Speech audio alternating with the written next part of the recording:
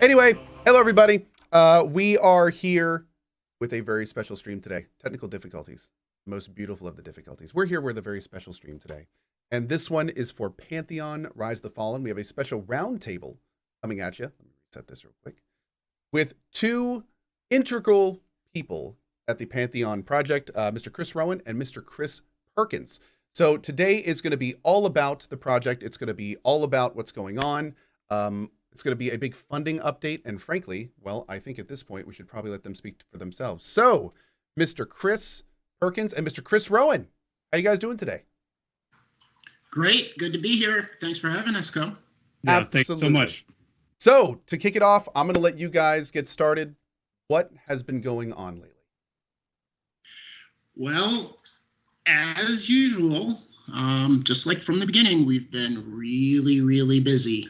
I'm the CEO, handle the business side. Chris is making the game. And so we're going to tell you a little bit about what's going on the business side and how the game's coming along. I like to say that as CEO of a game company, my only real job is to enable Chris and his team to do their job and stay out of the way. And I don't know, CP, how do I do? I think you do a lot more than you give yourself credit for, but you do it very well. And one of the core roles is, it's a business, and you got to keep things running smoothly.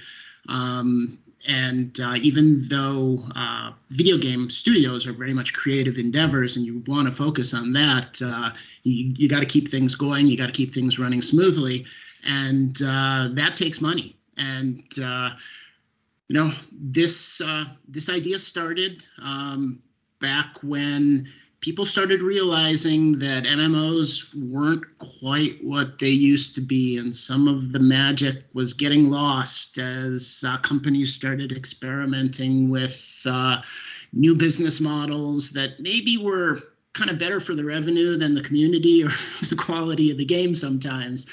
And that brought us to a place where, frankly, Brad McQuaid and a lot of people in the community were just begging, in the gaming community, were begging for bringing the magic back, the essence back to MMOs. And that's how we got started. And we started back when crowdfunding was really getting going too.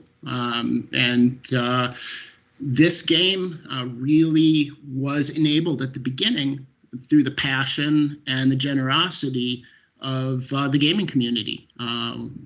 Got a great deal of money in via crowdfunding to get started. But what we're really here to talk about today is the fact that we've brought in some new funding. Through investors, we've brought in $2.4 million of new funding. That's on top of what you already had. I'm sorry? That's on top of what you already had. Yeah, good point, Cohh. We had our crowdfunding. We had some equity funding already, and we brought in an additional $2.4 million in equity funding recently, and that puts us over $5 million of equity funding plus the crowdfunding. Building a game is a big, expensive endeavor, and an MMO is really ambitious and harder. This money is really going to help us accelerate development of the game. Awesome. Well, with the way that things are going now, and how much can you kind of get into as kind of who are the investors? Are these friends? Are these business people? Like how did that whole process work, and how's that looking? Yeah, that's a great question. When we announced, we did see in social media, a few people were worried. A big company's come in, they're going to make them change the vision for the game. They're going to make them change the design. They're going to force us to create a cash shop and switch the game to pay to win. And I'm here to tell you none of that is happening. We have along the way had multiple offers to quote unquote sell out the vision. And that's something that very stubbornly and very proudly we haven't done, and we're not going to do. The investment came from very like-minded individuals this time who believe in the vision, who have a tremendous amount of exposure to what goes on behind the scenes, what our plans are, our current status. And these are people who really believe in what we're doing, where we are, the progress we've made, and our where we're going in the future. So these are individual investors. Very important to note, accredited investors. That's kind of a fancy finance term, but we don't want to take money from, we don't want to take Granny Smith's retirement money. We don't want to take money from people who can't afford to lose it. So we only take investment funds from what's called an accredited investor. And there are certain rules and regulations and what makes up an accredited investor. But basically, it's a savvy person who has a certain amount of assets or a certain level of income who can basically afford to lose the money. So we're very particular about that as well. But again, savvy individuals who believe in the mission, who have turned the company inside out and checked out our financials and our progress behind the scenes, and really believe in where we are, what we're doing, and where we're going. Awesome. Very cool. So how does there's been a lot of talk, especially in the producer's letter and everything, about kind of the funding series and all of the different kind of things behind the scenes that may not normally come up to some people, but in a situation like this with Pantheon, it's the kind of situation where you guys are a little bit more forward facing than most. You know, you're a crowd-funded game and you're very transparent with the community. So how does that whole system work? Yeah.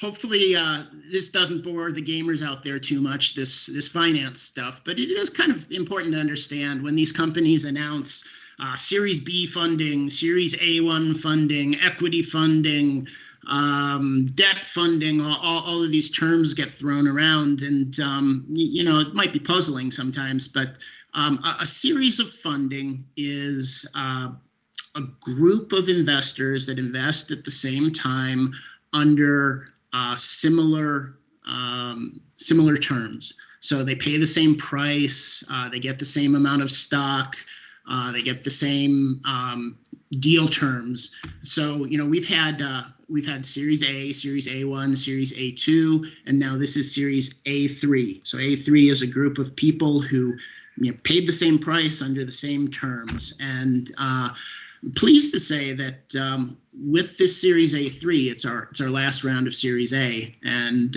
from here we're moving on to Series B. That's an important step in the growth of a company. With it comes a higher price for the stock, and probably, hopefully, larger amounts in the near future. So we're working hard on that already. Very cool. So I think a big question that as we kind of get back to more of the game itself, what are you doing with all this money? Yeah, you get all sorts of speculation on the internet. The internet's an interesting place to watch people analyze how game companies use their money. But I will tell you that this company started in a garage with very passionate, like-minded individuals who agreed to and believe very strongly in a vision, the vision that is Pantheon, a social, challenging game that captures the essence of what made MMOs so magical in a modern package with some innovation and some new features. So, immersion, discovery, character development, team building, interdependence, social experiences. That's what Pantheon's about, and people believed in that so strongly. They came together with such passion that there's really been a lot of entrepreneurial sacrifice along the way, to be honest. Nobody on the team has made a ton of money doing this. In the beginning, a lot of people were taking no compensation, and we had to build up systems. You have to buy software licenses, but the most important asset to doing something like this is the people. The more money we have, the more people we can hire, the faster we can build the game. I'm pleased to say that, and Chris Perkins will talk about this more, but technology-wise, game code-wise, we've come to a very important point where the game building tools are mostly finished. They still need some polish, they still need some features, but we've got these tools ready to build the game efficiently and in a data-centric, dynamic way. And that's going to allow us to, from here, accelerate, move a lot faster, use our resources better, and fill the world with content. And so what you're going to see now, up until now, there's been a lot of time spent on programming. You're going to see a much bigger focus on art and artists and content creators. And you will have seen that in our recent announcements as we've hired people. They've all been artists, concept artists, 3D artists, animators, people who bring the world to life, fill it with content. Where does the money go? It goes to hiring people. Plain and simple, the people who build the game and fill the world with content. As somebody who really wants this game yesterday, that's great to hear, because the more of that, the better. So we are accelerating. I couldn't be happier about that. That's very good to hear. The investment helps. Excellent. Just out of curiosity, how many people do you have working under you right now? There are 35 people on staff. Not everybody's full-time, so if you put that into an equivalent of full-time, it would be like 24 full-timers, but 35 people on staff. I will say, though, that a lot of the part-timers work more than full-time because they love it or because they're committed. The amount of effort this team puts in is just amazing. And, they do it because of the game. But another thing that I really like that I've seen develop at this company is the corporate culture and the sense of teamwork and camaraderie. I love how our team supports each other and, really works hard for each other. Just positive, and the togetherness and the belief and the camaraderie is absolutely amazing. Yeah. Very good to hear. Speaking of camaraderie in your new team, we recently learned that you had some pretty big pickups to your team. Some new faces have joined you. Could we get some information on that? What are they working on? What are they bringing to the team? Sure thing. CP, you want to talk to that? Absolutely, yeah. We've been able to make some really significant hires, as CR was saying earlier, particularly in the art department. So we've brought on 2 additional 3D artists, 3D environment artists and world builders. We've brought on an animator and a rigger, an additional animator who is also a phenomenal rigger. We've brought on a 3D character artist and a new concept artist. And then in addition to those 2 things, we announced on our last stream that a man named Steve Clover approached us recently with an interest in joining the Pantheon team. If you don't know Steve was the co-creator of EverQuest alongside Brad McQuaid, and he's a phenomenal programmer, brings obviously many years of experience. And just a real passion for these kinds of games, and not just MMOs in general, but the kind of game we're making. We kind of see ourselves as torchbearers in a way of a gaming experience that is being lost more and more as time goes on, as video games become more and more commercialized. That experience of immersive adventure, that idea that a game would really put emphasis on player sovereignty, your ability to make decisions and not follow a predetermined path, even down to the world building of the game, where we're making an interesting world to inhabit, not a bunch of mini map flashing lights to follow around. Character development being emphasized, as CR said earlier, that team building through shared experience. This is the kind of game that we're making, and so with Steve and really as a team, I think that's a lot of what drew his interest, and he's been, like the other hires we've made recently, just an incredible addition to the team. Excellent, awesome.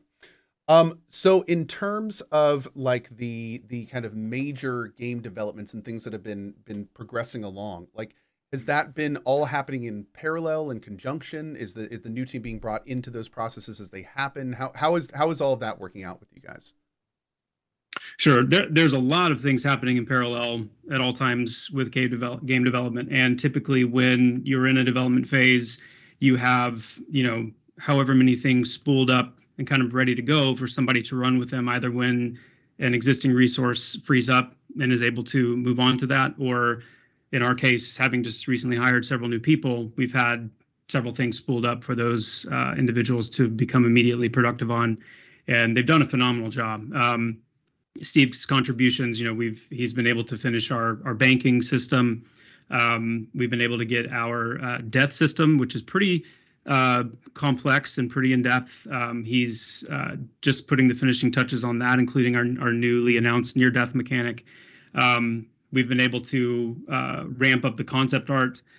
Concept artists are kind of the unsung heroes of game development. The ability to have concept art informing, everything from environment art to visual effects to animations, it can't be overstated. So our concept art department has grown nicely, and we've been making lots of developments there, especially on the creature art side and the animation side through concept art. It's been really great to see. We're just about to reach the end of our human capital city residential development for our residential buildings and those kits, which is going to cover all of our human presence game wide. We've had lots of improvement to our player character rig to support some of the additional animation work that we want to do. Seeing some of that up there through in the footage. Yeah, exactly. I could go on, and all of this is in tandem with all the other development work that's still happening.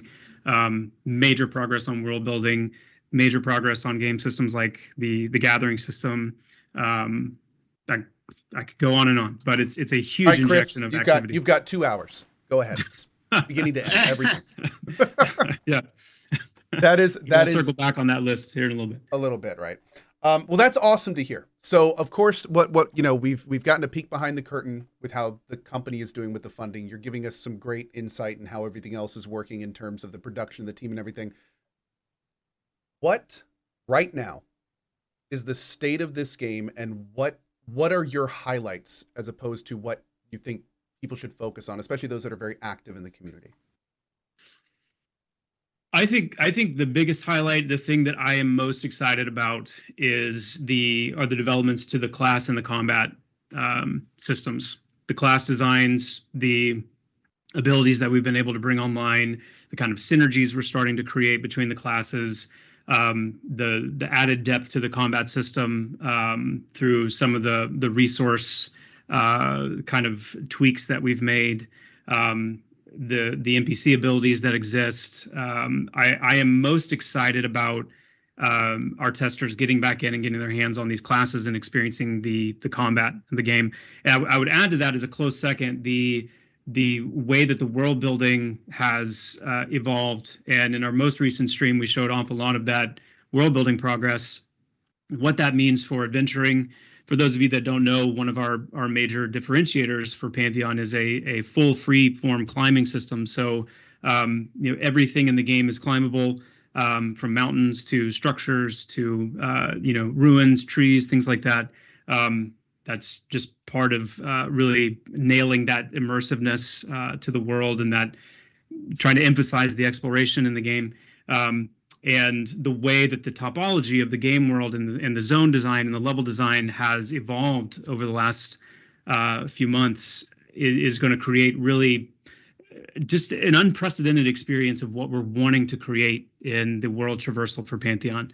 How much there is to explore, how much there is to see and find. So that would be a very close second for me.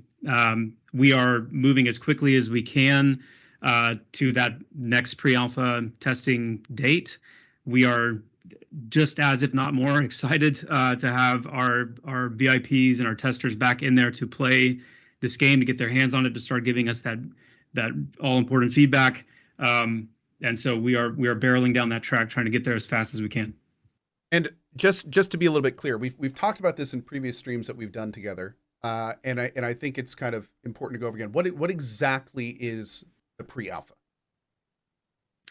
So a pre-alpha for us is when we're able to get as many of our current VIP testers in to not only stress test our network systems, which is going to be extremely important now because we are just about to bring them in for the first time to what we're calling Vinyl, which is our own in-house networking library that we're incredibly excited about, and we need to put it through its paces.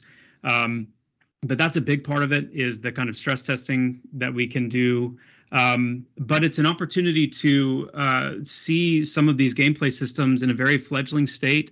You know, the game is not feature complete just yet, but we are, as we approach that point, as we're looking towards a full alpha testing phase, these pre-alpha phases are a chance for our VIPs to get super up close and personal with in-progress system development. We have some really robust feedback systems where we're able to hear directly from our testers. And, you know, I'm sure many of them could speak to the fact that we listen very carefully to that feedback. We have, you know, several of the tweaks that we've made have actually come directly from interacting with the community on specific points and really dialing in certain things.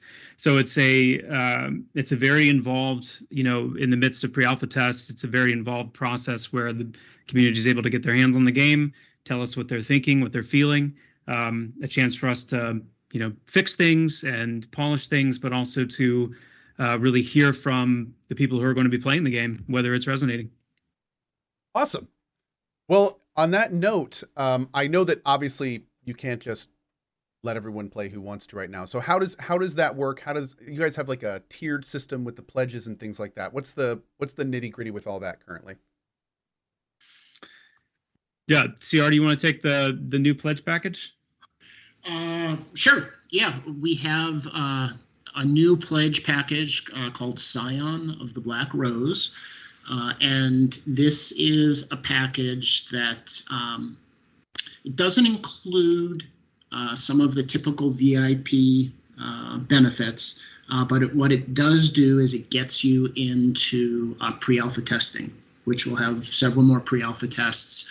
And interestingly enough, while I'm CEO, I also have a background in coding. So I'm the person who actually does the coding for the pledge system, and we put it together, and we added the pledge, and we put it up a little bit early just to make sure it was working. And very quickly, people discovered the pledge and jumped on top of it and started upgrading to that pledge, or just making that pledge as their first pledge.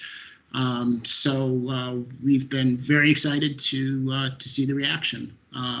It gets you into pre-alpha, but it's a little bit less expensive than the full VIP pledge, and it's been a hit. So on that note, talking about the pre-alpha access and things like that, how many more pre-alpha sessions are you thinking? There's going to be several more pre-alpha sessions throughout this year and into next year. We're promoting the newsletter signups to, you know, try and keep people as informed as they can. That's going to include our Road to Alpha update that we do each month. We're trying to keep a really, really clear view on what aspects of the game's development need to be completed for us to reach that alpha milestone. And we're trying to keep that updated consistently from month to month. So the newsletter is a great place to keep track of our progress on that front. Yeah. Fantastic. And by the way, just throwing this out there to announce in chat, I normally do this at the beginning when people ask, because of course, as you guys know, normally I just play games. But Pantheon is a little bit different for me because as a player of more social MMOs and having grown up in them, I'm very passionate about this project. I can't wait to play it, and I'm looking forward to hopefully giving a long time of my life to playing it. That being said, my normal thing is saying that no, this is none of these streams I've ever done with Visionary Realms has been sponsored. I'm just a fan that loves this project and wants to see it succeed. However, as I said in chat a little bit, I have recently transitioned to a bit more than a fan. I guess technically at this point I would be considered an investor. So no, I did not give the 2.4 mil. That's lots of people did that. That being said, a small part of that, I am now an investor in Pantheon. I do want to see it succeed, and no, they are not paying me for this. I'm paying them, I guess how that would work. But yeah, so anyway, that's where I am now, and I'm very happy to be here. As we've seen today, there's definitely a huge amount of passion in this project. It is by no means a normal thing. This is not something you really compare to anything else out there. So I think I speak for a lot of us when I say we can't wait to see this come out. And basically, it's going to be a lot of fun. So anyway, Cohh, thank you for making that investment. Yellow. Yep. The money is super helpful. But to be honest, having you and your input and your opinion and being able to talk to you in the background about the game is really, really valuable for us. And just the validation of somebody like you joining in this capacity is such a big deal for us. And the team just freaked out when we announced it. They couldn't have been happier. So, thank you for that. Well, thank you guys. I'm beyond excited to play this. I am ready to, as the kids say, no life the hell out of this game. So I'm pretty pumped. I'm pretty pumped. All right, guys. So that is a lot of information. I really appreciate you guys taking the time. I know that this is you guys don't normally do these streams, so we kind of had to pack them in there, at least on my channel, I should say. You guys have your own channel and are doing stuff all the time on it. But that being said, we have like one more bigger thing that I'll be talking about at the end, or kind of mini announcing. But before that, we've got some questions. So one of the great things about when these guys come on is a lot of times they will answer questions from you guys. So these are questions that are not only from our chat today, but we are also taking questions from the Pantheon community as a whole. The awesome Benjamin Dean, who, if you're a VIP, you probably know of extensively, has been collecting questions and kind of filtering them through the back end. So there's a good chance you may hear a question that you didn't necessarily see in chat, but just know this comes from people from the Pantheon community. So for instance, here's one from Dundor. How fast do you guys anticipate expanding your team? And anyone can jump in. As quickly as the money allows. That's fair. We're working hard on additional investment. We may have a few more people come on board in the near future, but this is all throttled by available resources. We run a tight ship. We are very serious about budgeting. We're very serious about having a runway. Making sure this thing doesn't go flying off the cliff and go up in smoke. Let's face it, a lot of gaming startups get a little bit too far over their skis and disappear, and we're not going anywhere. So we watched the money very closely. We budget carefully. CP and everybody on the team is always asking me for new hires. We think that through carefully and just make sure that it's all sustainable and we can keep it going and stay accelerating at the right speed, but not go off the cliff. It's all a balancing act. But pledge more. If you're an accredited investor, invest more, and the more money comes in, the faster we can go. Sounds good. I'll say too, we do have our hires prioritized and listed out, so we know exactly who we're going after next as soon as the funds are available to do so. So, very excited to add more. Great. A question from Rich Saw, and some of these questions, by the way, are going to be questions that are real quick and easy to answer. But there's a lot of, we have over 5,000 people watching us right now. A lot of them are going to be new to this world. So this is stuff that most of you may know. Of course, these guys do, but it's good to kind of get out there. So for instance, Rich Saw had the question, is this game subscription based?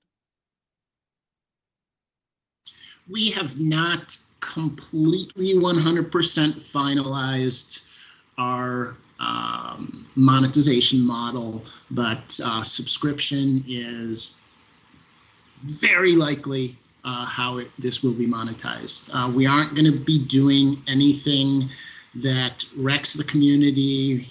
We're not doing free to play. We're not doing pay to win. We're not doing free to play. The most likely place we go is a subscription model. I don't know if we've announced that formally, but it just, it kind of feels like a foregone conclusion. And if that's what you're concluding, you're probably going to be right. I really like hearing the no pay to win. That's especially these days. That's a big deal. That's a very big deal. It is a very big deal.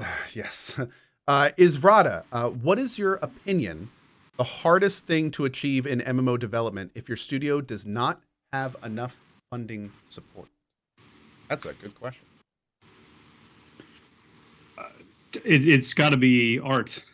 MMOs are the largest games there are, and the more you want to push the size of your game, the world, the more art you're going to need. Now, that being said, there are a lot of really good tricks. There are a lot of really good just protocol for how to create a very art-rich and varied world that also involves some reutilization of certain assets, so that you can populate more of the world with less art.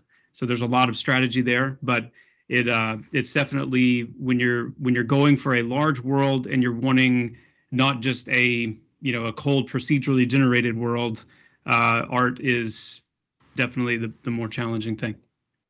For sure. Another question from a community member, Telepath. If players are able to find unique class builds that are effective at soloing, will those classes get nerfed or will they be left alone to reward the creativity? Ooh, these are hard ones.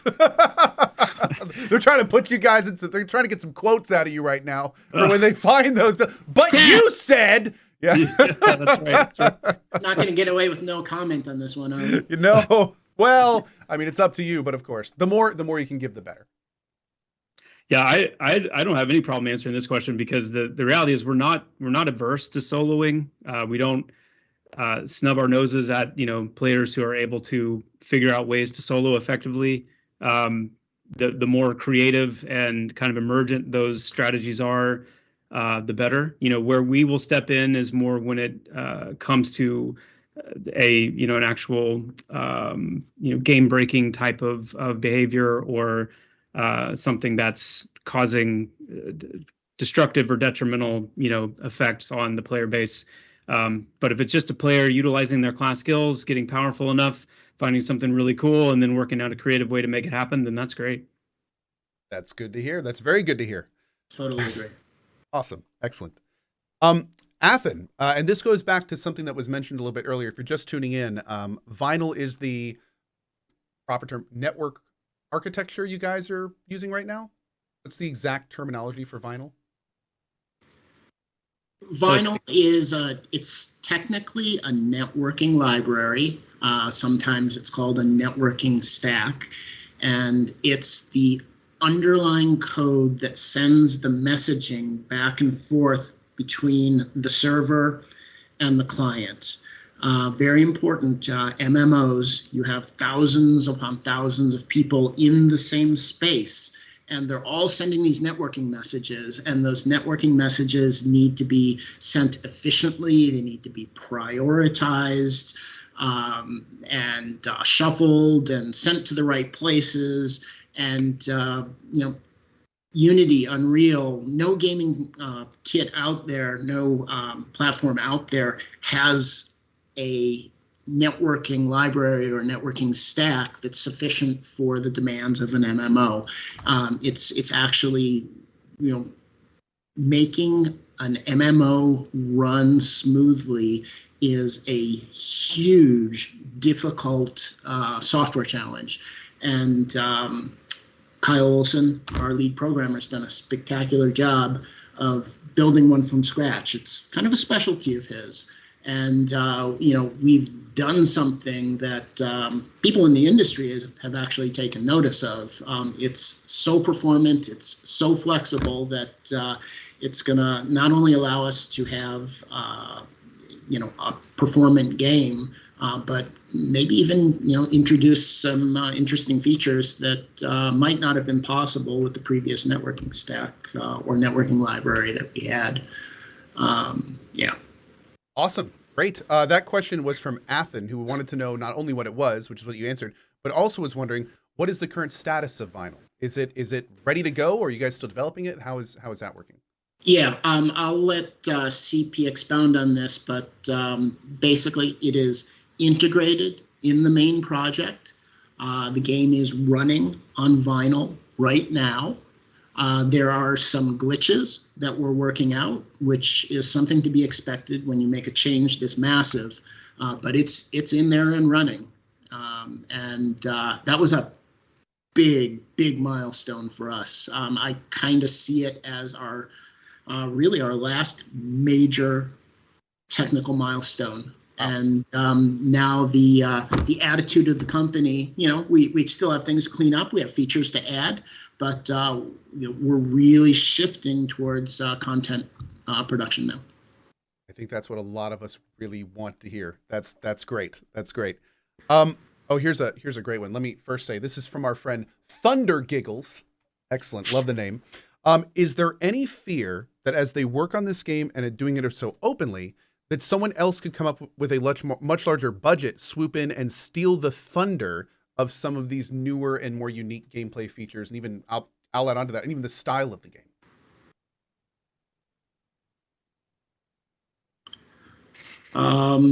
I guess I can take that one, and CP, you can add if you'd like, but we welcome innovation and games to this space. There's nothing I'd rather have than another player in this space building a great MMO. There's lots of room for great MMOs. They're really ambitious, challenging projects. We've seen some failures over the past decade, and it's because they're so hard. So there's nothing I'd like more than to have more MMOs. I certainly don't want less. It's a great genre of game, and I hope we inspire somebody to make one. Yeah, I think we're happy to be inspiration. I've already seen little glimpses and whispers, and some other games in development of things where you kind of take a look and you kind of double take and say that seems similar to what we're doing or what we thought about doing. And the reality is, a lot of things like this are predicated on design ideas that have come before. Even all the way back to a game like EverQuest, there was a lot of inspiration that came from games prior to that. And so I don't think there's necessarily anything wrong with inspiring ideas and designs and people taking those cues and whatever. But it's definitely something that has crossed my mind, and part of the reason why I really want us to get this done, get it out the door. Excellent. Kitamar 2. Oh, okay. This is actually a question to me, and you know what? I'm gonna take this opportunity to say this whole stream has been awesome, and this information is great. But there's been one thing that I've been hanging on to, wanting to say this entire time.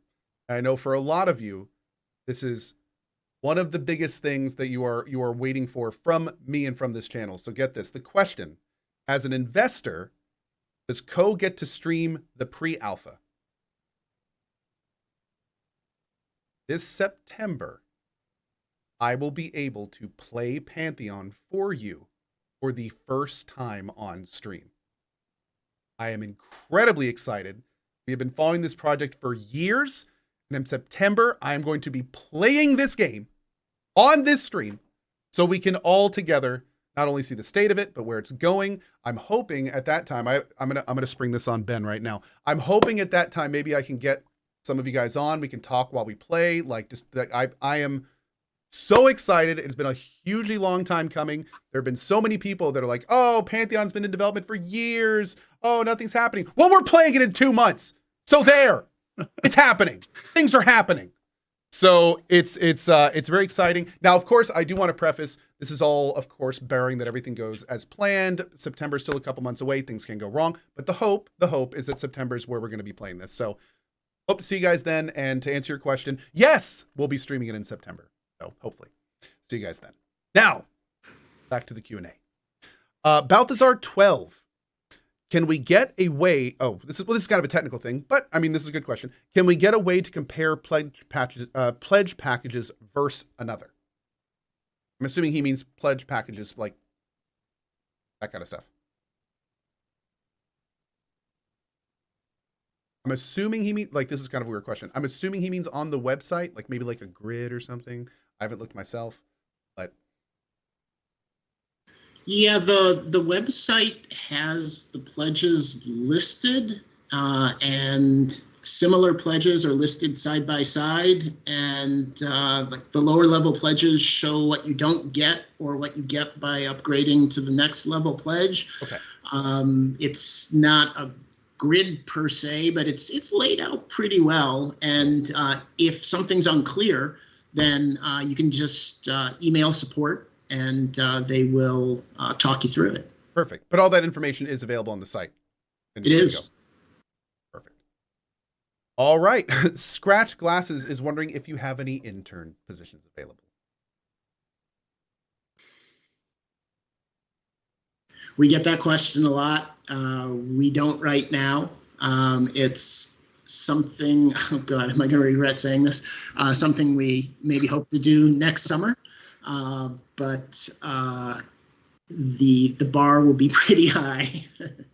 Understandably, there are a lot of and the interesting thing about this game is I feel like you definitely have an audience that you're not only getting newer people, but I also feel like you have a lot of older people that are probably very interested in this project, which means they have much broader skill sets than may normally be attracted to this kind of thing. So it's only going to make things more difficult for you.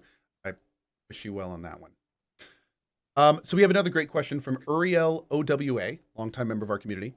Will the game be more fast-paced like modern MMOs with fast leveling progress and such, or will it be slow-paced like older style games like WoW and the vanilla old times and stuff like that? Or is it going to be somewhere in between? What's your vision for the final gameplay loop of this?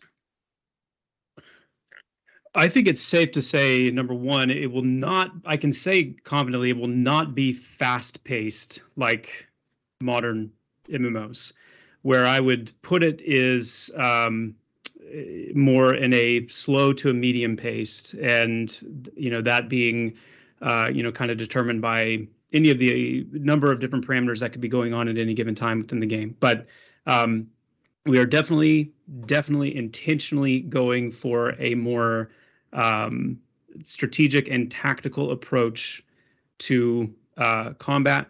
And so on the combat side of things, you are going to see more of a slower or a medium-paced game approach, approaching more of a medium-paced as you get much more familiar with your class, with the synergies with other classes, with the different traits and dispositions, the NPC that you'll be facing. Those speed may pick up as you get more familiar with those things. But then as far as progression as well, we are not wanting it to take somebody 2 years or a year or whatever to reach max level, but we do want it to be more of a journey. And a lot of that journey, when you think of the time investment, is that Pantheon is a very vertical and horizontal focused progression game. And so it's not only getting to max level, and once I get max level, I can do anything I want, I can go anywhere I want, start gearing up. There's a lot of horizontal gameplay aspects to the game as well. The climbing system, for example, swimming and all the systems that go along with swimming, and how many aspects and parts of the game that you won't be able to access without proper climbing and swimming skill and the gear and the abilities that come with those. The perception system and any kind of depth that you want to be able to step into with that system, and the way that it will also affect gameplay is another horizontal aspect of the game.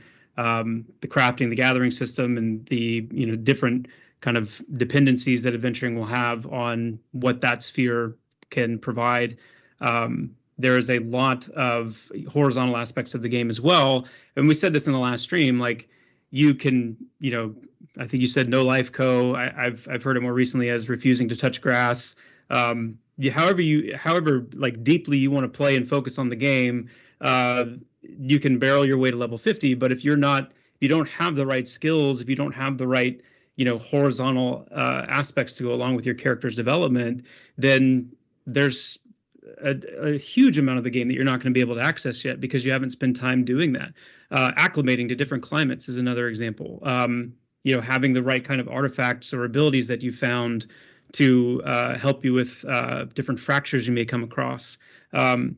We are if you haven't been following our development, if you're not as familiar with the nuances of the design sense, there's a lot of that Metroidvania style thinking that we're imbuing into Pantheon. This idea that even though you can see something at a low level or even see something at a high level, it doesn't mean that you're necessarily going to be able to access it yet, because there are abilities and items and skills and dependency on other classes in some cases that are necessary to make it across that chasm or climb that seemingly unscalable wall or get down deep enough into this body of water to actually discover this hidden entrance.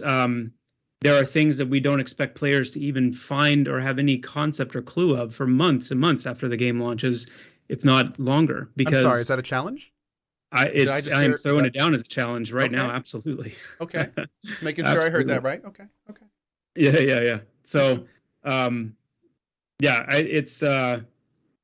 it is a slow-paced game by right of wanting to create a more strategic and tactical approach to combat. But in terms of the actual development of your character, because there is so many different aspects of your character that's there to develop. Cool. Great answer. Now, this next question is one that I know a lot of people are probably curious about, because unfortunately, the reality is that this is an issue in a lot of games these days. How active will the developers be in the game to cut down on bannable offenses? And will this be like a reporting ticket submission basis? Is there going to be an active, we're going after this type of stuff? Like how is VR planning on addressing this type of behavior in the game? We take it very seriously. These kinds of things, we've seen it, enough where games will launch and have, all the promise in the world, and then a couple of, dupe bugs or things that come in and wreck the economy and whatnot, and the pace at which the developer will respond to those things ends up creating, in some cases, irreversible damage to the game, to the community. So we take it very, very, very seriously, and we'll be talking a little bit more down the line about some of the specifics behind how those protocols will actually work. But expect us to be very involved.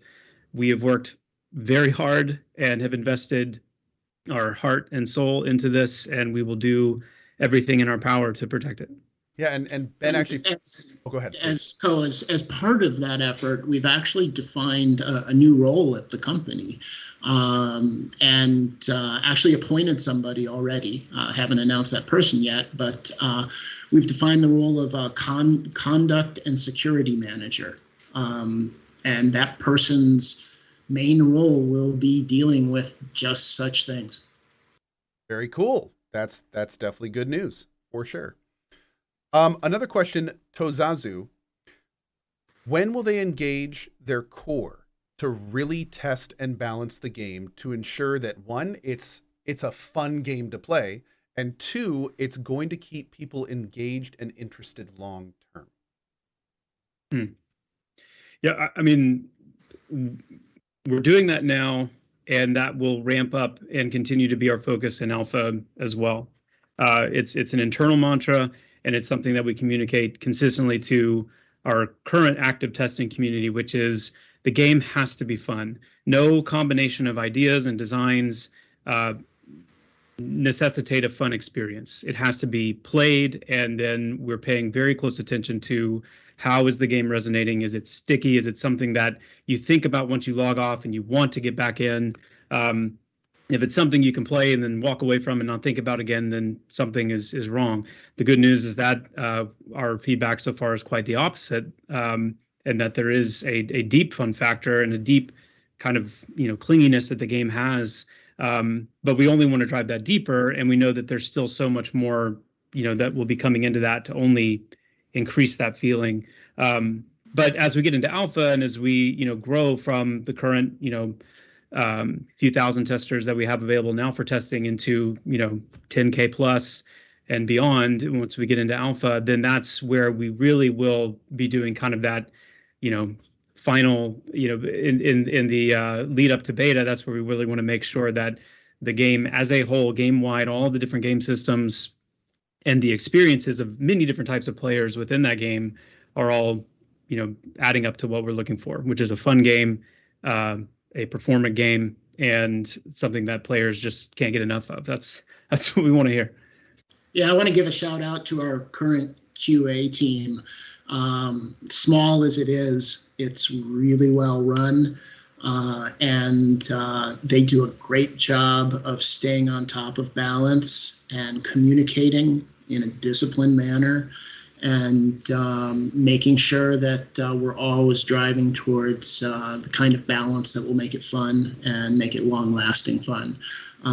It's kind of an unsung department and position that really deserves a lot of appreciation and kudos. So shout out to QA. You're here. Very cool. So real quick, we've got another couple questions, but I'm going to slide one in here from myself, if you guys don't mind. And this is one of those questions where it's like, I know the answer to this question exists, but I don't know how much is public. So feel free to just be like, we'll talk about that later. But one thing that I know, going back to that no life thing, is that I know how Chris was just talking about getting to max level quickly. And I am the type of gamer that does like to get to max level quickly. In fact, I used to do like world first leveling, where I would get a team together and we would just play EverQuest 2 or Warhammer and try to be like the first of our class to the max level. So one thing I'm curious about is how much are you guys thinking about that end game loop when somebody has the two kind of big halves of an MMO are like the level up process and then the post level up process. So how much of a focus is the post level up process going to be in this game? Is this going to be the kind of thing where there's going to be like the world opens up when you get max level, or is it going to be the kind of thing where you're focused more on having like multiple characters and things of that nature leveling up? And then, like how are you guys feeling about the end game experience in Pantheon? And if this is the kind of thing where you're like, we'll talk about that later, that's fine. Well, there is going to be a lot more to talk about on that later, but I can say a few things now. Some of it would be piggybacking on what I've said earlier, which is there is such a horizontal breadth to the game that certainly somebody that makes it to max level quickly will still have quite a bit of work to do and investment to make in their character to fully flesh those things out. This hasn't even begun, talking about the mastery system yet, and some of the other aspects of the game that are not going to be possible to complete before max level either. That's cool. Okay, that's a big part of it. The other piece has a lot to do with how we plan to handle our content consumption. Typically in MMOs, you get to max level and you begin kind of the raiding scene, and we know there's raids. And the raids we've seen look awesome so far. Yes. Yeah, exactly. Yes. Yes, absolutely. And kind of a spectrum of raid sizes as well that we want to capture. We want to have some smaller raids. We want to have some larger raids. We want to have some world kind of raid event type things. Oh, cool. The lore of the game is so ripe for dynamic events like that, and it's something I'm personally very excited about. But we I think it was the last stream or maybe the last developer roundtable when we talked about dungeons a little bit. We talked about how a classical model of kind of targets that you would be going after in a game like this, named NPCs, rare NPCs. We plan to employ a placeholder, rare spawn model. But then we also plan to employ a couple of other models as well, where NPCs that you might be going after will only spawn during certain events, will only spawn during certain times of day, might have a pretty robust like pathing, network where you're not really sure where they're going to show up. And so hunting for NPCs will be, something that you'll see more in Pantheon, where you're aware that something has a chance to be up and around, and you're actually, gathering clues. The perception system will come into play here as well. Faction will come into play as well in terms of like where you may be able to get certain information to, actually go and hunt for certain NPCs. Another, interesting spawn mechanic we're going to have is, I think we call it like morph spawning, where, in a placeholder system, you want to find the placeholder and kill it as quickly as you can, as consistently as you can, in hopes the rare will spawn. Whereas with a morph spawn, it's actually the opposite. That a placeholder needs to stay up long enough for it to actually morph into the thing that you're after. And so the way all this like ties into max level kind of, what do I do after I reach level 50, is to say that there's going to be a wide variety of content consumption, where it's not going to be immediately getting on this rote kind of clockwork, like, this time every week I'm going to this place to kill this thing. There's going to be a lot of activity involved in, finding the targets that you're looking for, and, getting the right resources and the right group and the right people together. And I'm really excited about that. Not to mention, this is where I can go off on a little bit of a tangent here, but like when you start adding in things like fractures and these kind of unnatural phenomenon that can occur in different places that completely change not only the dynamics of the content and the encounter, but also what may spawn there. You're also, hunting and searching for those events. We've got dispositions and traits that come into play that, make things more or less challenging depending on your personal group makeup, and then can also affect the itemization of those areas. We've got the entire faction system at work, which, is more than just a reputation system. It's integral to, the ability to unlock certain merchants, to unlock certain access to different places.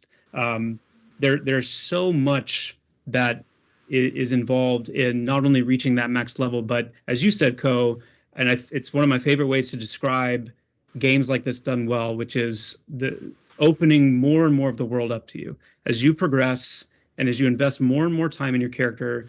Certainly post 50, post max level, more and more of the world will open up to you. Not even getting into special traversals, things that are designed to make, moving and existing and inhabiting this world just more fun. Special ways of moving around, whether that's, the climbing system we've talked about, the sprint mechanic we've put into play in the way that, your sprint skill, getting that leveled up will make you run faster and farther. Short duration glide mechanics, maybe even some, increased jumping heights, and lots of other cool things that are there to, again, just kind of really play onto that sense of I am developing my character in so many cool different ways. And this world that is so massive and immersive, I feel like I'm opening up more and more of it to me as time goes on. That is a very exciting answer. Last tiny follow-up to that, by the way. Are there going to be mechanics in the end game that promote exploration of the entire world? Not just necessarily like going to, the highest level areas and stuff like that. But like one thing, for instance, I love so much about EQ is sometimes the best items for a certain slot on a certain class dropped in a level 20 dungeon. Or like, at the bottom of a city. Maybe you have to go down into the sewers and pick something up off the ground. Like, is the game going to be like very varied and encouraging even end game players to just kind of go everywhere? Oh, totally. You said it so well, good. even just in the question. That's absolutely it. We are not, number one, we're not afraid to make things very, very easy to overlook.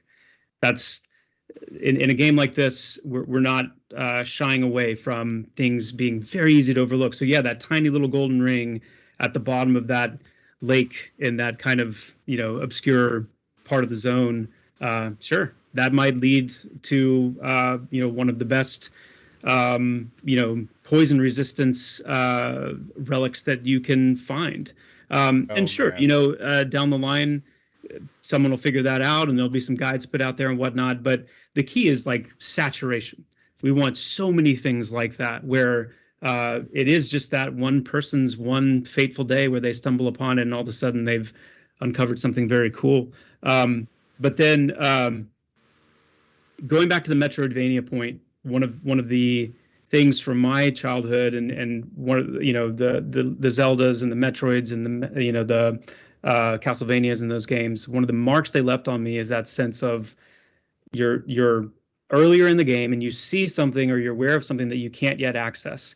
And I like to use like the Titan's Mitt from A Link to the Past, where there was just, for some, I don't know what it was about my mind, but it was such an impactful item for me, where all of these big, massive boulders are all around the play space for so long that I can't get past. And then all of a sudden, I now have the Titan's Mitt and I can lift these things up. And now I can enter this whole new area that I've been seeing for a while.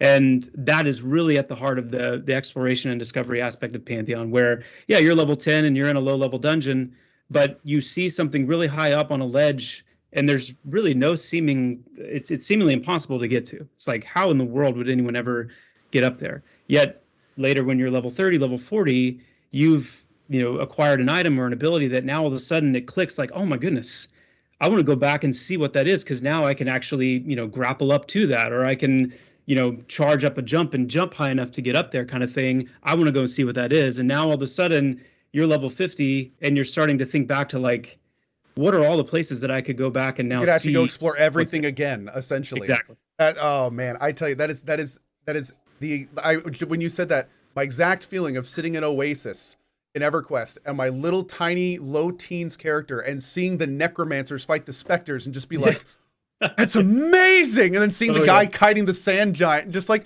oh dude, just absolutely incredible. That sounds like you were the right person for this job. Okay, back on track somewhat.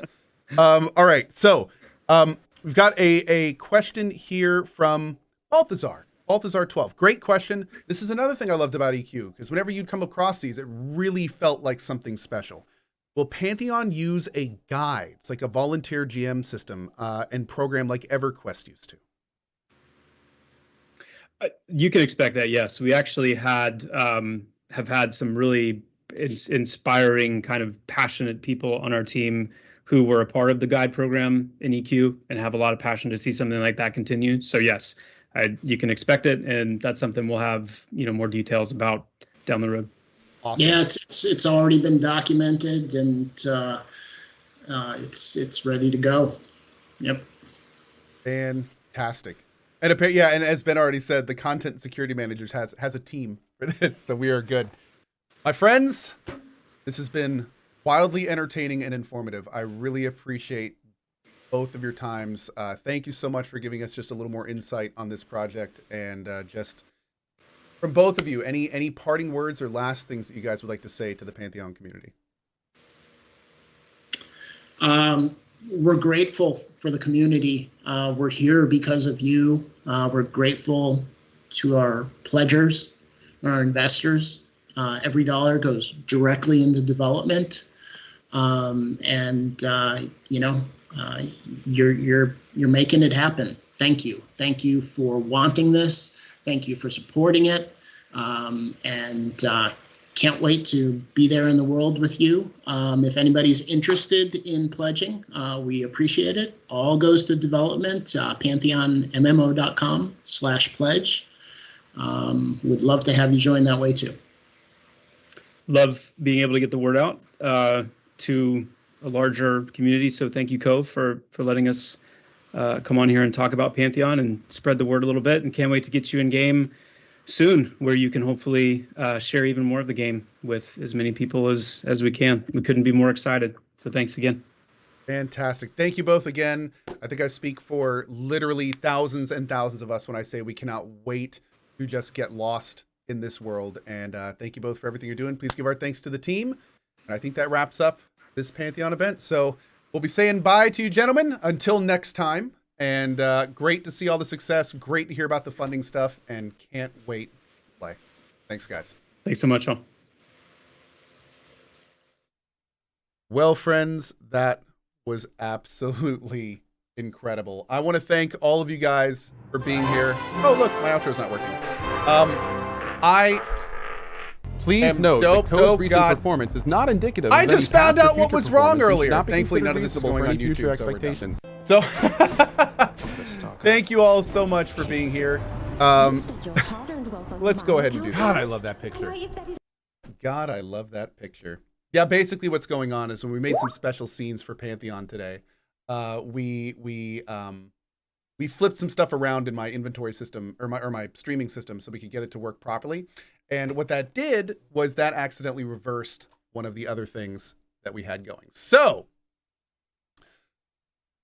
there we are for now. Again, a huge shout out to the Visionary Realms team. If you want to get more information, you can go to pantheonmmo.com. As mentioned today, I am now officially an investor in this project. I definitely believe in it. And most importantly, the main thing driving me forward is I cannot wait to play this game. I want that feeling of EverQuest back. And frankly, the best chance this planet has is the Pantheon MMO. So anything I can do to help get them there, I am trying it. Does that mean you should invest? That's entirely up to you. I think Chris Rowan said a lot of very smart things to consider today. If you are interested, of course, you can check out the pledge on the website yourself, pantheonmmo.com/pledges. That is entirely up to you. But I very much hope, regardless of what you choose to do, that you join us on this adventure. As also stated in this, I will be playing this game on stream in September. So I am incredibly excited to explore this game, see the current state of it, see what it has to offer, and most importantly, hopefully whet our appetite for a lot more of it later. So I know a lot of you guys have been waiting for actual years. I know the amount of people that have said, "Oh, Pantheon's never going to happen. It's in development hell. Oh, I remember pledging that game 5 years ago." And so, well, guess what? We're going to play it in 2 months. It's actually happening. And I cannot wait to hopefully have you guys here as we explore the state of this game, what we have to offer, and most importantly, now that they're nailing down their major milestones, hopefully we'll see this development speed up. So once we get in our hands, we can really start just, getting closer and closer and closer. All right, friendos, I am out of here for now. I want to again thank you so much for being here. Big thank you to the two Chris's to join us today and take the time out of their busy day to join us. Benjamin Dean, an actual rock star over at the Pantheon team, helping coordinate and run all this. And a big thanks to all of the Pantheon community for not only giving them the urge to continue, but all I hear about you guys is good things. So you guys keep doing you, and I will see you guys in September.